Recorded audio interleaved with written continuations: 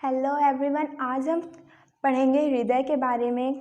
आज हम ये देखेंगे कि हृदय होता क्या है और इनमें कौन कौन सी संरचनाएं पाई जाती हैं और इनमें रक्त का प्रवाह किस ओर से होता है, किस प्रकार होता है। तो अब सबसे पहले ये जानेंगे कि हृदय क्या है। तो हृदय क्या है? मनुष्य के शरीर का सबसे महत्वपूर्ण अंग होता है हृदय, जिसमें रक्त का प्रवाह होता है। जो हृदय होते हैं उनमें पूरे हृदय में रक्त का प्रवाह होता है। इनमें जो हृदय होते हैं इनमें एक ओर ऑक्सीजन युक्त रक्त होता है और दूसरी ओर ऑक्सीजन रहित। और इनमें जो ऑक्सीजन है, ऑक्सीजन का शुद्धिकरण होता है।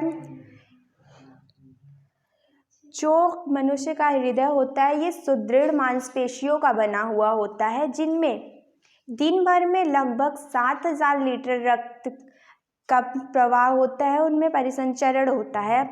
इसमें देखेंगे कि सबसे पहले हम देखेंगे कि जो हृदय है इसकी संरचना में कौन कौन से भाग पाए जाते हैं। तो जो हृदय की संरचना होती है, एक चीज़ सबसे पहले हम ध्यान रखेंगे, जो हृदय होता है वो बिल्कुल सीधा नहीं होता। जो ये हृदय का एक भाग टेढ़ा रहता है, जिसकी जो ये भाग टेढ़ा होता है, थोड़ा सा अंदर की ओर दबा हुआ रहता है, ये बाएं तरफ मुड़ा हुआ रहता है। इसलिए ये कहा जाता है कि जो हृदय है वो बाईं ओर स्थित होता है, क्योंकि हृदय ये पूरी तरह से आप देख सकते हैं कि ये हृदय थोड़ा सा टेढ़ा है। जो टेढ़ा है वो किधर की ओर है? बाएं तरफ है।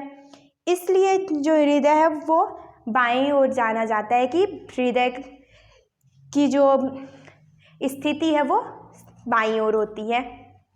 अब हम देखेंगे कि हृदय की संरचना में होते कौन कौन से। जो हृदय है वो मुख्य प्रकार से 4 प्रकोष्ठों का बना होता है। ये जो प्रकोष्ठ होते हैं ये आलिंद और निलय से बना होता है, जिनमें ऊपरी भाग में देख सकते हैं कि यहाँ पे जो ये ऊपरी भाग है ये आलिंद है। जो दाएं ओर का भाग है ये दायां आलिंद कहलाता है, जिन्हें राइट ऑरिकल कहा जाता है। जो बाएं तरफ का आलिंद है वो बायां आलिंद कहलाता है, जो कि लेफ्ट ऑरिकल कहलाता है। यानी कि आप देख सकते हैं यहाँ पे जो आलिंद का भाग है वो ऊपर की ओर है, इसकी स्थिति ऊपर की ओर आलिंद है और नीचे की ओर निलय स्थित है। जो निलय दाएं भाग में स्थित है वो दायां निलय, जिसे राइट वेंट्रिकल कहते हैं। जो बाएं ओर स्थित है उसे बायां निलय कहते हैं, जो कि लेफ्ट वेंट्रिकल कहलाता है। दोनों भागों के बीच इनमें इनका दायां भाग और बायां भाग के बीच में एक विभाजिका होती है, एक वाल्व होता है, जिन्हें विभाजिका कहते हैं।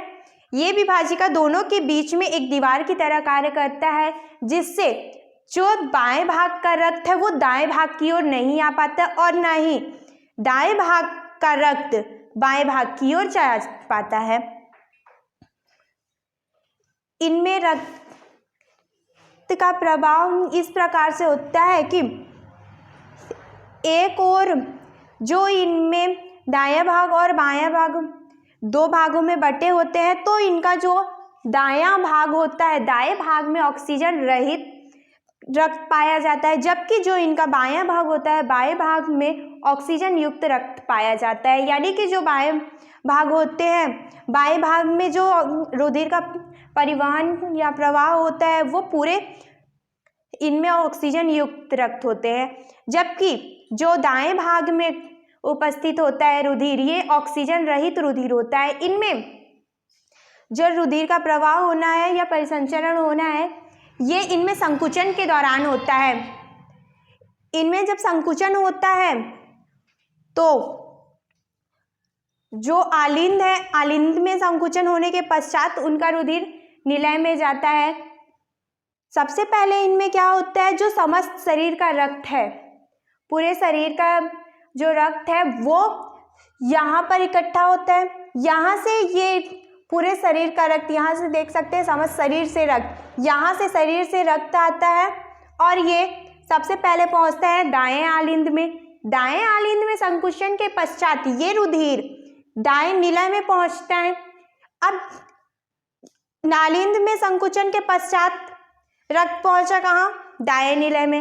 अब दाएं निलय में जब संकुचन होता है तो क्या होता है, यहाँ पे जो पाटक पाए जाते हैं इन्हें पाटक कहा जाता है। ये जो पाटक होते हैं ये यहाँ से खुल जाते हैं संकुचन के पश्चात ये पाटक खुल जाते हैं, जिससे यहाँ का रुधिर नीचे निलय की ओर प्रवाहित होता है। अब जब निलय में संकुचन होता है तो ये पाटक खुल जाते हैं।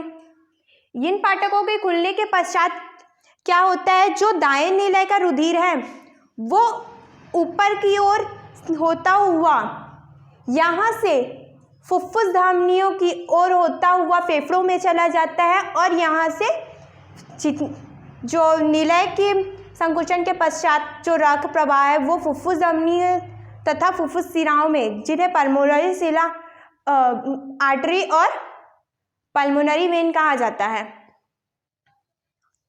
यानी कि जो दाएं भाग से रक्त है वो, और इसी बीच में क्या जो रक्त है धमनी में जब पहुंचता है तो यहाँ पे रक्त का शुद्धिकरण होता है, उनमें ऑक्सीजन युक्त रुधिर आगे जाने के बाद क्या होता है, उनमें शुद्धिकरण होता है रक्त में, और उसके पश्चात वो फेफड़ों तक पहुंचता है। फिर जब दूसरे भाग को देखते हैं, इनमें बाएं भाग में रक्त का प्रवाह देखते हैं, तब क्या होता है, इनमें जो रक्त उपस्थित होता है इनमें बाएं आलिंद में संकुचन के पश्चात यहाँ के ये पाटक खुल जाते हैं, जिसके द्वारा जो बाएं आलिंद का रुधिर है वो चला जाता है बाएं निलय में। अब बाएं निलय में आलिंद के संकुचन के पश्चात रुधिर पहुंचा। अब क्या होता है, जो बाएं निलय में रुधिर पहुंचा है, अब इस बाएं निलय में संकुचन होता है। जब इनमें संकुचन होगा तो संकुचन के पश्चात ये रक्त जो है इधर से होता हुआ महाधमनी की ओर चला जाएगा। महाधमनी में पहुंचने के बाद ये महाधमनी से होते हुए जो इनमें ऑक्सीजन युक्त रुधिर पाया जाता है वो रुधिर महाधमनी से होते हुए शरीर के विभिन्न भागों तक पहुंच जाता है। इनमें जो रक्त का परिसंचरण है ये दो प्रकार से दिख गया। आपने देखा कि पहला हो रहा है दाएं भाग में रुधिर का परिसंचरण, जिसके द्वारा रुधिर समस्त शरीर से रुधिर बाएं आलिंद में आ रहा है। दाएं आलिंद में संकुचन के पश्चात दाएं निलय में आया। दाएं निलय में जब संकुचन हुआ इसके पश्चात ये फुफ्फुस धमनियों और शिराओं में होकर चला गया। इस दौरान यहाँ पे जो रक्त है उनका शुद्धिकरण भी हुआ, जिसके पश्चात ये फुफ्फुस धमनियों से होते हुए फेफड़ों में चला गया।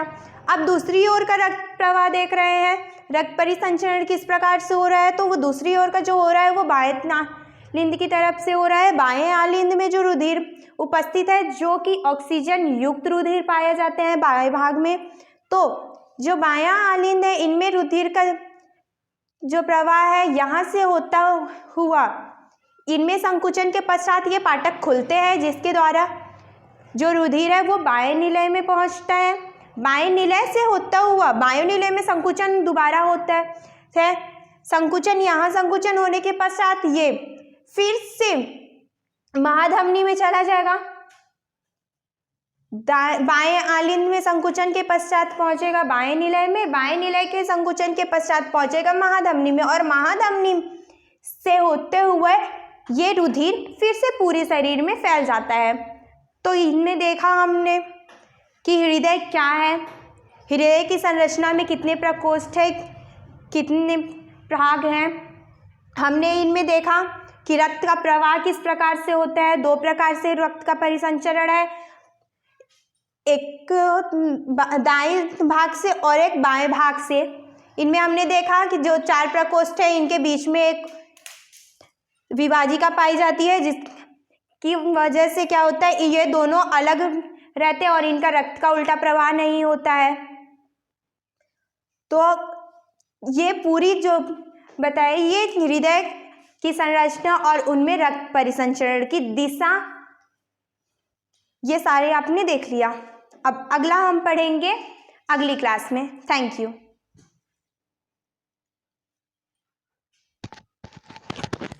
आप पहले ही बंद कर रखे हैं ना। बहुत बहुत धन्यवाद। तो आप साथ देते रहें यूं ही। और जो नए बच्चे होंगे तो चैनल को सब्सक्राइब कर लेंगे, ठीक है। आशा करते हैं आप सभी के समझ में आया होगा आज का क्लास, ठीक है। तो आगे ऐसे ही हम लोग